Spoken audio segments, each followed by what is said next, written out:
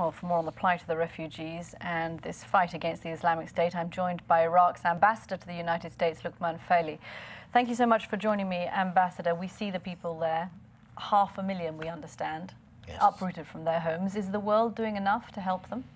Well, I think, as you can see, the tragedy is not just in one minority. It's to do with multi-ethnicity or the diversity of Iraq, and it's to do with ISIL not accepting the other, whomever the other is.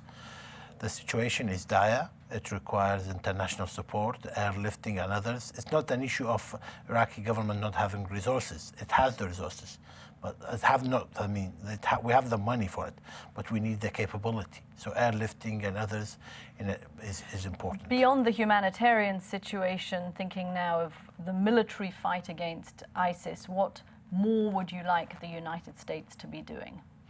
We have heard a lot of positive signs and positive approach by the U.S. government, and yesterday's President Obama's statements and others have also been supportive. But is the U.S. doing enough? I think more can be done. It has to bring more regional players into the matter. ISIL has to be contained and has to be eradicated within the region.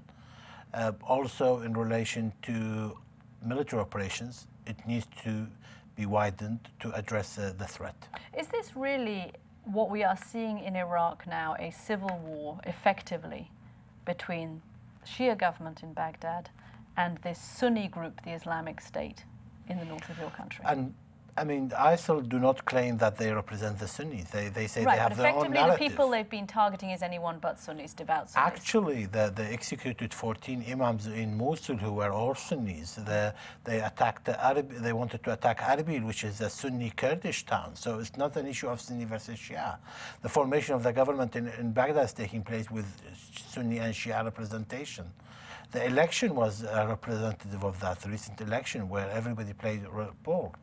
I think it's more to do with trying to entice all the players into a sectarian narrative, because that will create chaos. But hasn't your government played into that as well? The government of your Prime Minister, previous Prime Minister al-Maliki, was clearly divisive. He's still Prime Minister, yes. Clearly divisive. Sunnis felt alienated, and it's that political breakdown of your government which has led to the military situation that you now face in Iraq.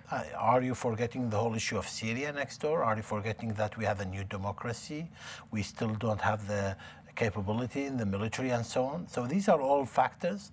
We are new to democracy, so we need to get our act together. We're learning the lessons. Can you get your act together now? Well, we need support from everybody.